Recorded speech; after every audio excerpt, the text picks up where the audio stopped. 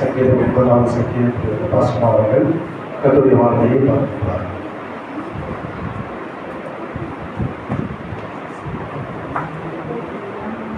கர்த்தருடைய பரிசுத்த நாமத்திற்கு மகிமை உண்டாவதாக.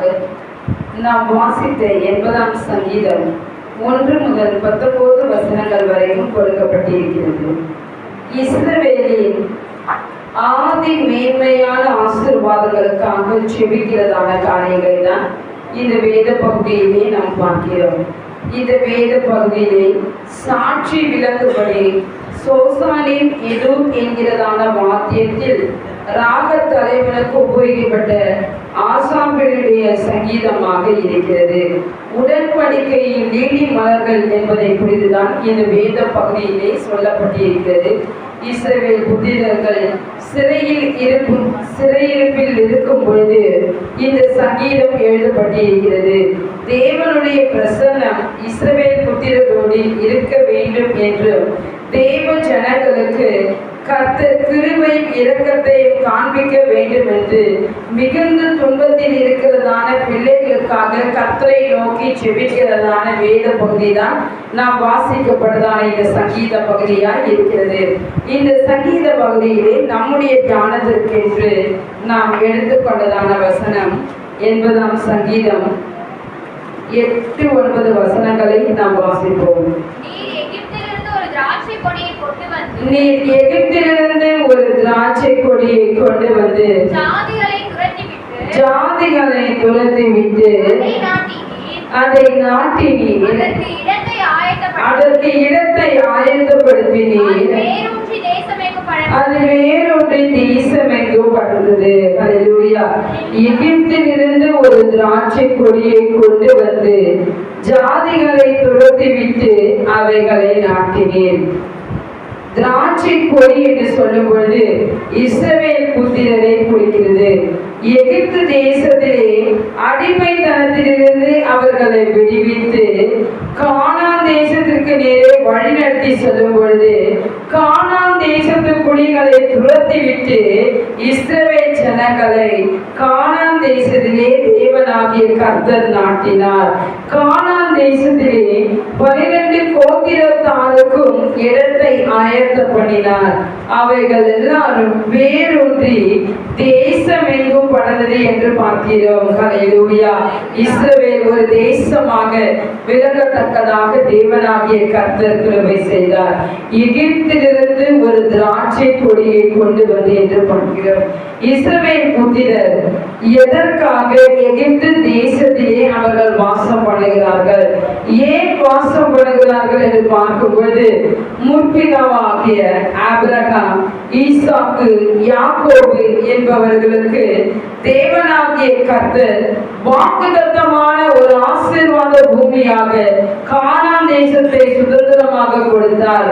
யோசேப்பின் நாட்களிலோ கானான் தேசத்திலே ஒரு பஞ்சம் வந்தபோது அந்த பஞ்சத்தின் நிமித்தமாக எகிப்திலே விதை தானியங்கள் உண்டு என்பதை அறிந்து கொண்டு அவர்கள் பஞ்சம் பிழைப்பதற்காக எகிப்து தேசத்திலே போனார்கள். யோசேப்பை அறியாத பார்வோன்கள் எழுப்பும் பொழுது தம்முடைய ஜனமாகிய இஸ்ரவேல் புத்திரர்களை அவர்கள் அடிமைப்படுத்துகிறார்கள் என்பதை குறித்து நாம் பார்க்கிறோம். 430 வருஷம் அளவு எகிப்து தேசத்திலே அவர்கள் அடிமைப்பட்டிருந்தார்கள். ஏறக்குறைய 4 தலைமுறைகளாக அந்த எகிப்து தேசத்திலேயே அவர்கள் தங்களுடைய வாழ்க்கையை கழித்துக் கொண்டிருக்கிறார்கள். இப்படி இருக்கிறதான வேளையிலே ஜனங்கள் அதிகமாக பதவி பெருகி கொண்டிருக்கிறார்கள். எகிப்து தேசத்தில் போகும் பொழுது 70 பேர்கள் போனார்கள். இங்கு புருஷர்கள் மாத்திரம் 430 வருஷத்திலே 6 லட்சம் பேராக இருக்கிறார்கள். ஏறக்குறைய ஒரு 30 லட்சம் மக்களுக்கு மேலாக அங்கு வாழ்ந்திருந்தார்கள் என்று பார்க்கிறோம். பதவி பெருகுவதை பார்வோனுடைய பிரஜைகளும் குடிகளெல்லாம் கண்டு கொள்ளும்படி இவர்களை ஒடுக்கும்படி உபாத்தியம் செய்ய வேண்டும் என்று பார்க்கும்பொழுது உபத்திரவப்படுத்தினார்கள், நெருக்கப்படுத்தினார்கள், ஒடுக்கப்பட்டார்கள், சிறுமை அனுபவித்துக் கொண்டிருந்தார்கள். கர்த்தர் தம்முடைய பிள்ளையை நோக்கி பார்க்கிற தேவனாக இருக்கிறார். ஹல்லேலூயா. என் ஜனத்தின் உபத்திரவத்தை நான் பார்க்கவே பார்த்தேன். ஆணோட்டின் நிமித்தம் அவர்களுடைய கூக்குரல்களை நான் கேட்டேன், அவர்களுடைய வேதனைகளை அறிந்திருக்கிறேன். நம்முடைய வேதனைகளை அறிந்தவர், கூக்குரலை கேட்டவர், உபத்திரவங்களை பார்த்தவர், மோசே என்கிறதான ஒரு ரட்சகனை ஏற்படுத்தி தம்முடைய ஜனங்களை விடுவிக்கும்படிக்கு நல்ல விசாலமான தேசமாகிய கானான் தேசத்தை அவர்களுக்கு சுதந்திரமாக கொடுக்கவர் தேவனாகிய கர்த்தர் தம்முடைய தாசனாகிய மோசே அழைத்தார் என்று பார்க்கிறோம். உபாகமத்தின் புத்தகம் 26ஆம் அதிகாரம் 9 முதல் 6 முதல் 9 வசனங்களை நாம் பார்க்கும் பொழுது, எகிப்தியர் எங்களை ஒடுக்கி எங்களை சிறுமைப்படுத்தி எங்கள் மேல் கடினமான வேலைகளை சுமத்தின போது கர்த்தரை நோக்கி கூப்பிட்டோம். கர்த்தர் எங்கள் சத்தத்தை கேட்டு எங்கள் சிறுமையை பார்த்து எங்கள் ஒடுக்கத்தையும் எங்கள் வருத்தத்தையும் தம்முடைய ஓங்கிய புயத்தினாலும் பலத்த கையினாலும் பயங்கரங்களினாலும் அற்புதங்களினாலும் அடையாளங்களினாலும் எகிப்து தேசத்திலிருந்து புறப்பட பண்ணி பாலும் தேனும் ஓடுகிற தேசமாகிய வாக்குத்தத்த பூமியாக கானான் தேசத்தை எங்களுக்கு கொடுத்தார் என்று பார்க்கிறோம். ஹல்லேலூயா. இஸ்ரவேல் ஜனங்கள் கர்த்தரை நோக்கி பார்த்தார்கள். கர்த்தரை நோக்கி பார்க்கும்போது எகிப்தில் இருந்து அவர்களுக்கு ஒரு விடுதலை கிடைத்தது. தேவ பிள்ளைகள் அநேக சிறுமை அனுபவித்திருக்கிறோம், உபத்திரவத்தை அனுபவித்துக் கொண்டிருக்கிறோம். நம்முடைய வேதனைகள் எல்லாவற்றையும் கர்த்தரை நோக்கி நாம் ஜெபிக்கும் பொழுது தேவனாகிய கர்த்தர் தம்முடைய பிள்ளைகளுக்கு விடுதலை கொடுக்கிறார். இஸ்ரவேல் ஜனங்களுக்கு எகிப்திலிருந்து அவர் விடுதலை கொடுத்தார். நமக்கு உலகத்தில் இருக்கிறதான வேதனைகளிலிருந்து தேவனாகிய கர்த்தர் விடுதலை கொடுத்து அவர்களுக்கு கானானை அளித்தது போல நமக்கு பரம கானானை அளிக்கிற தேவனாக இருக்கிறார். ஹல்லேலூயா. ஹல்லேலூயா. நிருபத்திலே 2ஆம் அதிகாரம் 14ஆம் வசனத்திலே நம்முடைய கர்த்தராகிய இயேசு கிறிஸ்துவின் மகிமை அடையும் பொருட்டாக சுவிசேஷத்தினாலே அந்த ரட்சிப்பிற்கு அவர் உங்களை அழைத்தார் என்று பார்க்கிறோம். கிறிஸ்துவின் மகிமை அடையும் பொருட்டாக சுவிசேஷத்தினாலே ரட்சிப்புக்கு என்று அழைத்தார். அந்த காலத்தில் வாழ்ந்திருந்தோம், இருளின் அதிகாரத்தில் இருந்தோம், ஆச்சரியமான ஒளிவிடத்தும் அவருடைய ராஜ்யத்திற்கு நம்மை அழைத்த தேவனாக இருக்கிறார். தம்முடைய ராஜ்யத்திற்கும் மகிமைக்கும் அழைத்த தேவனுக்கு நாம் பாத்திரவான்களாக இருக்கும் பொழுது தேவனாகிய கர்த்தரோடு கூட நித்தியமாய் வாழும்படியாக நமக்கு கிருபை செய்கிற தேவனாக இருக்கிறார். எகிப்தில் இருந்து ஒரு திராட்சை கொடியை கொண்டு வந்து ஜாதிகளை துரத்திவிட்டு அவர்களை நாட்டினார் என்று பார்க்கிறோம். 2 சாமுவேல் புத்தகத்திலே 7ஆம் அதிகாரம் 10ஆம் வசனத்திலும் 1 புத்தகம் 17ஆம் அதிகாரம் 9ஆம் வசனத்திலே நான் என் ஜனமாகிய இஸ்ரவேலுக்கு இடத்தை ஏற்படுத்தி அவர்கள் தங்கள் ஸ்தானத்திலே குடியிருக்கவும் இனி அவர்கள் அலையாமலும் முன்பு போல என் ஜனமாகிய இஸ்ரவேலின் மீது நியாயாதிபதிகளை கட்டளையிட்ட நாள் முதற்கொண்டு நடந்தது போல சிறுமைப்படுத்தாமலும் இருக்கும்படிக்கு அவர்களை நாட்டினேன் என்று பார்க்கிறோம். தேவனாகிய கர்த்தருடைய பிள்ளைகள் கர்த்தர் மீது நம்பிக்கை வைத்து கர்த்தரையே தன் நம்பிக்கையாக கொண்டிருக்கிறபடியினாலே தேவனாகிய கர்த்ததாமே அவர்களை ஆசீர்வதிக்கிறார். தண்ணீர் அண்டையிலே நாட்டப்பட்டது, கால்வாய் ஓரங்களில் வேர்களை விடுகிறதும் உஷ்ணம் வருகிறதை காணாமல் இலை பச்சையாய் இருக்கிறதுமான கனி கொடுக்கிறதுமான மரத்தை போல தேவனாகிய கர்த்தர் நம்மை மாற்றுகிற தேவனாக இருக்கிறார். கர்த்தர் மீது நம்பிக்கை வைக்கும் பொழுது நாம் கர்த்தருக்குள்ளே வேரூன்றி நாம் நாட்டப்படுகிறவர்களாக இருக்கிறோம். நம்முடைய உள்ளத்தில் நாட்டப்படுதல் ஆத்துமாக்களை ரட்சிக்க உள்ளமை உள்ளதாக இருக்கிற அவருடைய வார்த்தைகள் நிமித்தமாக நாம் நாட்டப்படுகிறோம் என்று பார்க்கிறோம்.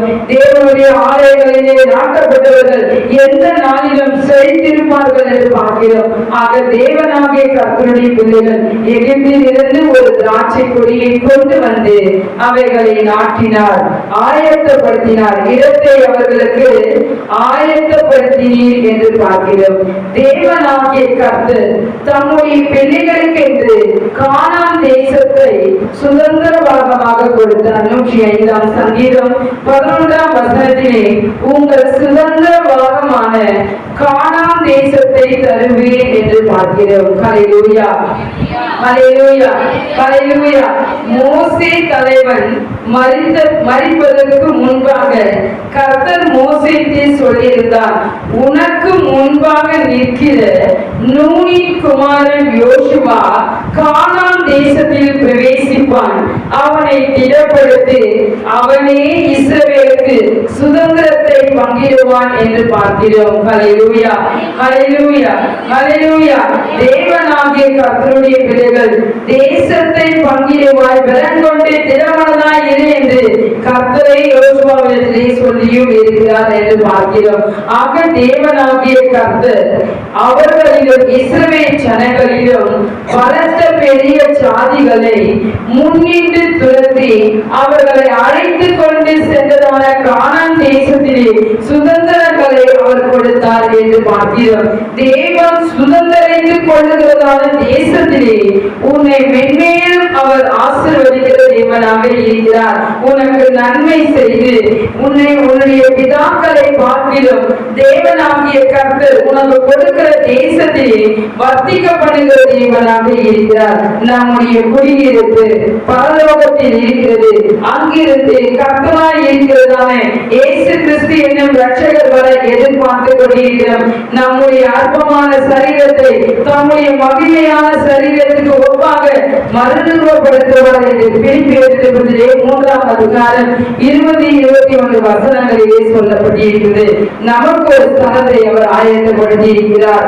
அந்த ஸ்தலத்திற்கு நம்மை கொண்டு சேர்க்கும்படி மீண்டும் வருகிற தேவனாக இருக்கிறார். பரலோகத்தில் இருக்கிற பிதாவின் சித்தத்தின்படி நாம் செய்யும் பொழுது அவருடைய ராஜ்யத்திலே நிச்சயமாய் அவரோடு கூட வாழ்வோமாக. ஹல்லேலூயா, ஹல்லேலூயா.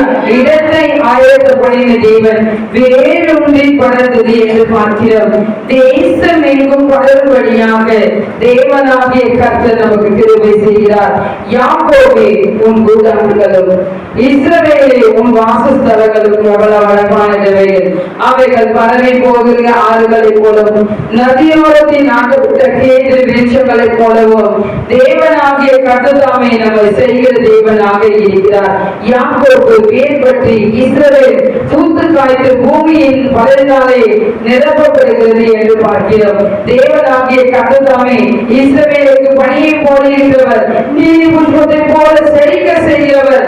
இந்த நாளிலும் தேவ பிள்ளைகள் ஒவ்வொருவரையும் வேறொன்றி நிற்க செய்வதற்கு வல்லவனாக இருக்கிறார். தேவனாகிய கர்த்தர் நம்முடைய வாழ்க்கையை செழிக்கும்படியாக அவர் வந்தார் என்று பார்க்கிறோம். ஏசாயா புத்தகத்திலே 11 அதிகாரம் 1 வசனத்திலே ஈசாய் என்னும் அடிமரத்தில் இருந்து ஒரு துளிர் தோன்றி அவன் வேர்களிலிருந்து ஒரு கிளை எழும்பி செழிக்கும் என்று பார்க்கிறோம். ஈசாயின் அடிமரத்தில் தோன்றினவர் தாவீதின் துளிர்களிலிருந்து வந்தவர் தான் நம்முடைய ஆண்டவராகிய இயேசு கிறிஸ்து. அவருடைய வேர்களிலிருந்து கிளையாக உழைத்து எழுப்பினவர். அவரினாலே நம்முடைய வாழ்க்கையை செழிப்பாக்குகிறது என்று பார்க்கிறோம். நீதிமான் பனை போல செழித்து நிபுணருடைய கேதுகளை போல வளருவான் என்று பார்க்கிறோம். நீதிமானுடைய வேர் அசையாது என்று பார்க்கிறோம். நீதிமானுடைய வேரோ கனி கொடுக்கும் என்று பார்க்கிறோம். தேவனாகிய கர்த்தருடைய பிள்ளைகள் எந்த நாளிலும் நம்மை ஆசீர்வாதமாய் மாற்றுவதற்கு அவர் வல்லவராக இருக்கிறார். ஹல்லேலூயா. எகிப்தில் இருந்து ஒரு திராட்சை கொடியை போல இஸ்ரவேல் புத்திரர்களை அவர் கொண்டு வந்தார் என்று பார்க்கிறோம். இஸ்ரவேல் புத்திரத்தால் ஒன்று சேர்ந்து அவர்கள் படர்ந்து வேரூன்றி இளைத்ததினாலே இது ஒரு இஸ்ரவேல் நாடாக கருதப்படுகிறது.